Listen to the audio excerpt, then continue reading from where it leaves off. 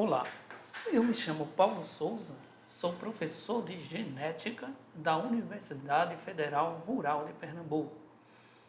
Sou farmacêutico por formação, tenho mestrado em genética e doutorado em biotecnologia. Antes de mais nada, gostaria de agradecer ao convite em participar do primeiro Combragem Genética a Serviço da Sociedade. Agora vamos conversar um pouco sobre farmacogenética. Bem, a farmacogenética é uma ciência que avalia como a variabilidade genética interfere na resposta terapêutica a um tratamento farmacológico em diferentes grupos de indivíduos ou em populações diferentes. A resposta a um fármaco ela pode se dar de forma unimodal ou bimodal. Unimodal, ela significa que todos os indivíduos que tomam aquela droga naquela mesma concentração vão ser respondedores àquela medicação. Numa forma bimodal, você vai ter duas faixas de indivíduos. Uma faixa de indivíduo, ou um grupo de indivíduos que vai responder àquela medicação, chamados de respondedores, e um grupo de indivíduos que não vai responder àquela medicação, chamados de não respondedores. Aqui como exemplo nós temos os salicicados, onde temos uma resposta aí do tipo unimodal, e temos a isoniazida, onde nós temos uma resposta bimodal para a isoniazida. A farmacogenética ela vai tentar responder porque num grupo, numa população de indivíduos, tomando uma mesma droga, numa mesma concentração, uma grande maioria dessa população ela vai ter uma resposta terapêutica, uma resposta benéfica àquela medicação, mas você vai ter um grupo pequeno de pacientes que vai ter um efeito tóxico ou que não vai ter nenhum efeito ao tomar aquela medicação. Para isso, a gente precisa relembrar um pouquinho o resultado do projeto Genoma Humano, que ele mostrou que nós temos aproximadamente 3 bilhões de pares de base, que dentro desses 3 bilhões de pares de base, aproximadamente nós teremos 2 milhões de polimorfismos e que nós temos aproximadamente 25 mil genes, desse de 150 mil a 200, de 100 a 150 mil produz produtos funcionais, tá? Que esse genoma ele é semelhante em diferentes organismos. A sequência de bases dentro do humano ela é 91% idêntica. O genoma, porém, o genoma apresenta 0,1% de variabilidade genética. Cada célula do organismo ela produz a mesma informação genética e as sequências codificantes elas possuem ou contêm 1,5 a 2% dos genomas são de sequências codificantes. Agora, essa variabilidade genética, ela se dá porque a nossa informação genética ela está contida no DNA. Esta informação genética contida no DNA, ela vai ser transportada para uma molécula de RNA, essa molécula de RNA vai codificar uma proteína e essa proteína vai ter diversas funções, como isso relacionado com os fármacos, elas podem ter função como receptor para o fármaco, como transportador do fármaco, ela pode atuar na eliminação desse fármaco, excreção, pode atuar como transportadores de fármacos ou podem atuar ainda na metabolização dos fármacos. A origem dessa variabilidade genética são as mutações, que elas são os tipos de mutações, elas podem ser mutações por deleção, por ganho de base, por duplicação genômica, por variação de um único nucleotídeo, que chamamos de SNP. Essas variações de único nucleotídeo são muito importantes na farmacogenética, porque esse nucleotídeo que foi alterado, ele pode dar uma maior suscetibilidade a uma doença, ou pode diminuir a suscetibilidade da doença, dar uma proteção, pode ter relação com a resistência a um determinado fármaco e pode também ter relação com a metabolização mais rápida ou uma metabolização lenta de uma droga. Além disso, Existem outros tipos de mutações, como as mutações indels, que elas são causadas por uma adição ou por uma deleção de bases, e essa adição ou deleção de bases ela vai provocar uma mudança no quadro de leitura da proteína, modificando consequentemente a sua função, a sua estrutura e a sua função. Então, toda essa variabilidade genética vai estar relacionada diretamente com a proteína formada, porque essa informação que foi alterada lá no nosso DNA, ela vai passar para um RNA alterado, que consequentemente vai produzir uma proteína alterada, que vai atuar modificando a função dessa proteína a nível de suas funções. O polimorfismo, ele é toda a variação que ele ocorre no gene acima de 1% dentro de uma população, que, como a gente já falou, ele pode estar relacionado com a suscetibilidade ou a proteção a uma determinada doença. A nomenclatura desses polimorfismos, elas pode se dar colocando o RS e o número, tá certo? Pode se dar as bases que foram alteradas, por exemplo, você tem aqui uma alteração de A para G na posição 345, então você coloca a posição no meio e as bases que foram alteradas no canto, ou ainda pode se dar da forma colocando 345, que é a posição da sequência onde houve alteração, e de A maior que G. São as formas de você representar os polimorfismos de um único nucleotídeo. Quanto ao fenótipo de resposta ao medicamento, ele pode variar de acordo com o número de genes funcionais. Então, os indivíduos podem ser metabolizadores com fenótipos diferentes de acordo com o número de genes funcionais. Os indivíduos que apresentam 2 alelos, 2 genes funcionais normais, eles são chamados metabolizadores normais ou metabolizadores extensivos. Os indivíduos que possuem cópias desses genes, eles vão ter mais proteína formada, consequentemente eles vão metabolizar mais, vão ser chamados de metabolizadores ultra rápidos. Os indivíduos metabolizadores intermediários é que ele vai ter uma mutação das cópias desse gene, num dos alelos, ele vai ter uma mutação e ele vai ser chamado de metabolizador intermediário. E o metabolizador lento, ele vai ter mutação nos 2 alelos, consequentemente, ele não vai conseguir metabolizar essa droga. E, consequentemente, por não metabolizar essa droga, se iria produzir, você vai ter a droga na concentração plasmática muito acima e você vai levar alguns efeitos tóxicos nesse grupo de pacientes. Já nos pacientes que são metabolizadores muito rápidos ou ultra rápidos, não vai atingir o efeito terapêutico da droga e eles vão ter aqui uma concentração plasmática abaixo do seu efeito terapêutico. Então, você vai ter aqui falha terapêutica na resposta a esse medicamento nesses pacientes. A farmacologia, ela divide-se em 2 partes, a farmacocinética e a farmacodinâmica. A farmacocinética, ela vai estar relacionada com a absorção do fármaco, a distribuição desse fármaco, a biotransformação e a excreção do fármaco. A farmacodinâmica está relacionada com a resposta clínica desse fármaco, com seu efeito farmacológico. Tem relação com a sua toxicidade e com a sua eficácia. Os principais órgãos que estão relacionados com a biotransformação dos fármacos são os fígados, rins, pulmões, glândulas lacrimais, glândulas sudoríparas e glândulas mamárias. A maioria das drogas elas são metabolizadas ou biotransformadas a nível hepático, né? Como exemplo, temos a neomicina, morfina e anticoncepcionais. Como exemplo de drogas que são metabolizadas a nível de pulmões ou biotransformadas, são os anestésicos. Nas glândulas lacrimais temos como exemplo a clonidina, nas glândulas sudoríparas, fármacos de baixo peso molecular, e nas glândulas mamárias nós temos as morfinas e codeína.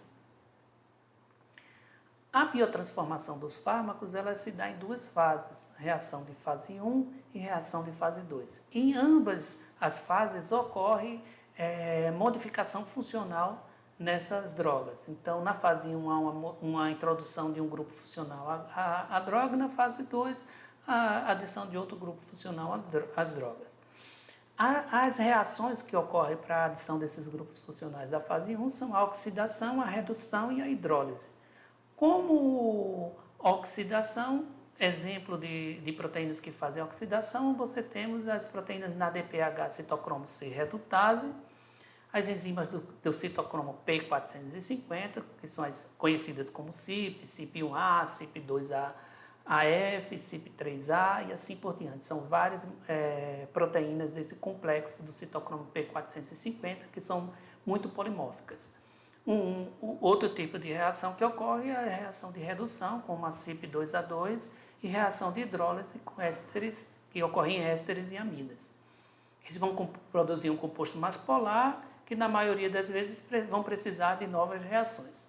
Já a reação de fase 2, como falei já, ela também produz um grupo funcional à droga e ela vai produzir um composto ainda mais fácil de ser eliminado. As reações que ocorrem nessa de fase 2 são a acetilação, a adição de um radical acetil, a conjugação, a glucorinidação e a sulfatação. Como reação de conjugação, nós temos o radical carboxil, o radical hidroxil, radical amino e o radical sulfidril. A glicorinidação, aqui mostra uma reação de glicorinidação, uma reação de acetilação e a reação de metilação. Essas reações elas inativam as drogas e produzem compostos mais solúveis para serem eliminados. Agora, o que seriam os farmacogenes? Farmacogenes são genes que vão codificar proteínas que têm relação com a farmacologia da droga, processos farmacocinéticos ou processos farmacodinâmicos, né? Então, um polimorfismo dentro de um farmacogene, ele vai formar uma proteína alterada ou uma quantidade proteica diferente, né? Então, esses polimorfismos eles vão alterar a estabilidade do RNA mensageiro, tem relação com o mecanismo de splice dessas proteínas. E aí essa proteína alterada pode alterar o sistema de transporte do fármaco, a biotransformação do fármaco ou ainda a eliminação do fármaco, como a gente falou. Isso tudo tem uma relação direta com a resposta que o indivíduo vai ter àquele determinado fármaco. Então aqui vocês já começam a perceber essa interação entre a farmacologia e a genética. Por quê? Uma alteração a nível de um farmacogene tem toda a relação com a variabilidade na resposta ao fármaco. Existem dois tipos de fármacos a serem administrados. Nós podemos ter os profármacos, que são aquelas drogas que são inativas, elas precisam ser metabolizadas para produzir os compostos ativos, né? E aí, dependendo do grupo de metabolizador, você vai ter aqueles metabolizadores lentos que, no caso dos metabolizadores lentos, eles vão ter muito profármaco, né? Você não vai ter o fármaco ativo, logo essa droga vai ser ineficaz, ela não vai ter efeito terapêutico, porque você só tem o profármaco, então você vai ter uma falha terapêutica. Você tem os indivíduos metabolizadores intermediários, que eles vão estar produzindo o efeito terapêutico, vai estar dentro da faixa terapêutica, e tem os metabolizadores ultra rápidos, que eles vão produzir muito rapidamente os fármacos ativos. Então, esse excesso de fármaco ativo pode levar à toxicidade, tá? Então, os metabolizadores lentos, para os pacientes que são metabolizadores lentos, se recomenda aumentar a dose daquele determinado fármaco ou substituir por um fármaco que não sofra o mesmo tipo de metabolização por aquela proteína.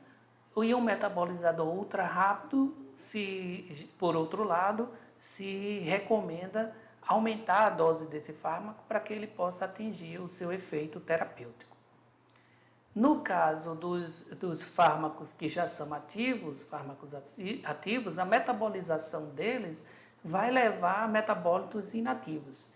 Então, os indivíduos que não são metabolizadores, agora, ao contrário dos profármacos, os não metabolizadores vai levar uma concentração muito alta do fármaco no meio, que vai levar a efeitos adversos ou toxicidade daquela droga. Já os metabolizadores ultra rápidos, eles não vão atingir o efeito terapêutico, porque ele vai ser metabolizado muito rapidamente e o fármaco não vai chegar à sua resposta terapêutica. Então, nesse caso, nos metabolizadores ultra rápidos, se recomenda ou trocar a droga ou aumentar a concentração dessa droga. Já nos metabolizadores lentos ou não metabolizadores, se recomenda diminuir a dose desse fármaco para poder ter uma resposta terapêutica. Como exemplo disso, nós temos o haloperidol, tá certo? Que ele é metabolizado pela proteína CYP2D6. Os metabolizadores pobres ou metabolizadores intermediários é porque eles possuem um metabolismo reduzido, têm altas concentrações do fármaco e uma probabilidade de efeitos adversos. E aí recomenda-se substituir ou diminuir a dose. Já nos indivíduos que são metabolizadores rápidos ou ultra rápidos, o metabolismo desse indivíduo é aumentado e vai formar compostos menos ativos, que ele é uma droga ativa, né? Então a sua metabolização rápida vai provocar compostos menos ativos. Você vai ter baixa concentração plasmática da droga naquele paciente, logo leva-se a uma falha terapêutica. Então, recomenda-se a substituir essa droga ou ainda você aumentar a dosagem da droga nesses pacientes. Já os fármacos que são ativos, se eles forem metabolizados, eles vão se transformar em fármacos inativos, né? E aí nós já falamos sobre esses fármacos ativos, que os não metabolizadores têm efeitos tóxicos e os metabolizadores ultra rápidos não produzem efeitos. A varfarina sódica, ela é um anticoagulante utilizada no tratamento tromboembolítico e ela é um fármaco, né, ativo. A sua metabolização produz um metabólito inativo. Polimorfismo, né, ela é metabolizada pela proteína CYP2C9. E nós temos aqui dois tipos de mutações, elas podem ocorrer lá na posição 430 ou na posição 1075, que esta mutação ela dá uma suscetibilidade a complicações hemorrágicas, logo recomenda-se diminuir a dose para evitar a hemorragia desses pacientes com qualquer uma dessas mutações. O omeprazol, que é metabolizado pelo CYP2C19, polimorfismos nos dois alelos funcionais vai produzir metabolizadores lentos, logo o pH desse paciente aumenta para 4,5 dentro de 24 ou 48 horas. No paciente que tem um alelo funcional e um alelo não funcional, esse pH ele sobe entre 24 e 48 horas para 3,3, e naqueles indivíduos que possuem os alelos funcionais, que são os metabolizadores extensivos, eles não vai subir muito esse pH do meio desses pacientes, tomando omeprazol, após 48 horas. Então, recomenda-se aumentar essa dose de 2 a 4 vezes para você ter o mesmo efeito terapêutico. Em relação a antidepressivos tricíclicos, nós temos a nortriptilina, que ela é metabolizada pelo CYP2D6, que produz o seu efeito terapêutico. Indivíduos que têm os alelos funcionais, eles precisam de um ajuste de 28% a 60% na dosagem. Os indivíduos que possuem dois alelos funcionais, ele tem uma dosagem padrão, e os indivíduos que são metabolizadores ultra rápidos possuem múltiplas cópias do gene, então eles vão precisar ter um ajuste de 140% a 160% da sua dosagem para atingir o seu efeito terapêutico. É possível fazer uma avaliação da atividade enzimática através do seu score de atividade enzimática, através da fenotipagem, isso é muito utilizado na farmacogenética, através da fenotipagem do indivíduo. Aqui, como exemplo, a fenotipagem, isso é chamado de fenótipo predito para um paciente. Então, a fenotipagem para o CYP2D6, ele possui alguns alelos que são nulos, que a atividade é nula, alelos de atividade lentos e alelos extensivos e alelos tóxicos, né? Então, isso aí para a soma da presença desses alelos no paciente, você pode dizer se o paciente tem um efeito predito de metabolizador lento, metabolizador extensivo, metabolizadores rápidos ou ultra rápidos. Tá? Isso vai depender do score desse paciente. O score de atividade dele sendo 0, ele é um metabolizador lento. O score de atividade entre 0,5 e 1,5 é metabolizador intermediário. O score de atividade 2 é um metabolizador extensivo e maior que 2 é um metabolizador ultra rápido. Como exemplo aqui para vocês, que se faz nesses testes genéticos de score de atividade, botei um exemplo aqui no paciente CYP2D6, que ele tem o alelo 10 e 4. Um alelo 10 e outro alelo 4. Então, a gente vai ver, para o alelo 10, ele é um alelo lento, tá certo? O 10. Então, ele tem um score de 0,5. O 4, o indivíduo 4, que tem o alelo 4, ele tem um score 0. Né? Então, 0,5 mais 0 é 0,5. Logo, ele vai estar nessa faixa dos metabolizadores intermediários. Tá? Então, o fenótipo predito dele é metabolizador intermediário. Um outro exemplo aqui é o indivíduo que tem o alelo 2 e o alelo 1. Então, o indivíduo que tem o alelo 2, ele vai ser... O alelo 2 é o metabolizador extensivo, que tem um score 1. Desculpem, aqui existe um erro, tem um score 1. E o alelo 1 também tem um score 1. Tá? Então, seria 1 mais 1 igual a 2. Esse indivíduo seria um metabolizador extensivo, um metabolizador normal. Okay? Só voltando aqui para mostrar para vocês que essa soma aqui está errada. Ele é 1 para ser metabolizador. Se ele tem o alelo 1, ele é um alelo extensivo, tem o score 1. Tem o alelo 2 também, é um score 1, que é um alelo extensivo. 1 mais 1 seria 2, ele seria um metabolizador do tipo extensivo. Tá certo? Existe, além desse teste predito, existe um teste de atividade metabólica. Nesse teste de atividade metabólica, você vai fazer o teste genético desse indivíduo, tá certo? Além desse teste genético, você utiliza uma droga que ela é um farmacoteste para que você faça um acompanhamento da atividade dessa droga no indivíduo. Esse teste é mais caro porque você vai precisar fazer a dosagem da enzima neste indivíduo em intervalos de tempo. E ela vai depender também do tipo de fármaco utilizado.